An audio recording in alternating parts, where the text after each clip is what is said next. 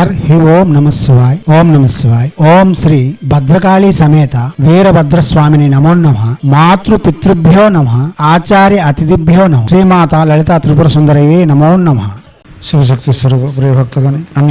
नरसिंह स्वामी को गायत्री मंत्र कहवा गायत्री मंत्र कहले का आम प्रत्यक्ष जपिपर महामंत्र जाक गायत्री छंदसारे बनी थिबा मंत्र जाक जो कौन लोक प्रत्यक्ष ही जप कर बादे तीक्ष्ण फल पाइपर यह मंत्र प्रत्यक्ष ही जपिपर मन शांति एकाग्रता लभ्यता बोले मन विशृंखला नहवाई श्री नरसिंह स्वामी अनुग्रह अतिशीघ्र पाइबापी नरसिंह गायत्री मंत्र हूँ गोटे आयुध यही मंत्र जपा द्वारा आमको श्री नरसिंह स्वामी अनुग्रह लगे बादे माँ लक्ष्मी अनुग्रह भी पाई आम आश्चर्ययुक्त आनंदमय जीवन यापन कर नरसिंह स्वामी जो कौन मंत्र जपिले भी आमको धैर्य साहस बढ़ियो शत्रु मन को दमन कर समाज रे बचापी शक्ति बढ़ाई पार यही मंत्र जपिवा द्वारा आमको छाती बाधा निर्मूलन हम हृदय आदि जाक नरसिंह स्वामी मंत्र द्वारा अति शीघ्र फलदाय हे से नरसिंह स्वामी मंत्र जाक जपि आमर आसथिबा हृदरोग देह दृढ़त्व बढ़ाई यही मंत्रटी बोले रोग कमिबा देहर शक्ति बढ़ाई नरसिंह स्वामी मंत्र जाक बहुत फलदाय अटे ताहा भितरे गायत्री मंत्र होची बहुत बहुत फलदाय प्रसंग जाक सुनंतु अवगाहना बढ़ी जप ध्यान करी श्री नरसिंह स्वामी अनुग्रह रे आमर जीवन रे आवश्यक थिबा सब सुविधा पाई परिबा। एबे श्री नरसिंह गायत्री मंत्र ओम नृसिंहाय विद्महे वज्रनखाय धीमहि तन्नो नारसिंहः प्रचोदयात्। मंत्र उच्चारे ओम नृसिंहाय विद्महे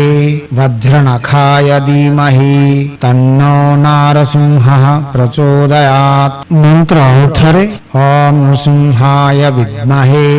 वज्रनखाय धीमहि तन्नो नारसिंहः प्रचोदयात्। दिव्यात्म स्वरूप प्रिय भक्तगण जो कौन मंत्र जप कले भी आगे आम कुलदेवता आराधना इष्ट देवता आराधना संपूर्ण करी प्रत्यक्ष ही जप कर सब मंत्र को वाचक जप ही करवा मानसिक उपांश जप यही तंत्र जगरे हेब नहीं आउ गुरुंकर सम्मुख मंत्र ग्रहण करी मंत्र विधि जानी अष्टदिक वंदना जंत्र विधि करी जदि आम जप कर शीघ्र फलदाय अटे। आम आगे प्रसंग जाक शुणा आमर अलारे हेबा मंत्रटा जपिबा देखिबा आसीबा फल जदि आमको संतृप्ति न दिया जाए बेले गुरु सम्मुख मंत्र नहीं प्रत्यक्ष ही जप करें आम पाखक आसिकी यज्ञ जंत्र पूजा करैकी भी तुम करें जदि ना आमठू यज्ञ जंत्र करैकी भी तमें नहीं प्रत्यक्ष ही जप करें यही जदि प्रथम आपण प्रसंग जाक शुणु अवगाहना बढ़ंतु आपण सुविधा हेबा मंत्रटी आपण जप करी आपण मनटा को संपूर्ण कर जो कौन मंत्र जपिले भी मद्यपान मांसभक्षण परस्त्री व्यायाम हो धूम्रपान निषेध शुचि शुभ्रता पालना करवा हाइंदव सनातन धर्म अस्थिबा सब नियम पालना करी दीक्षा कंकणबद्ध ही आपण जदि 22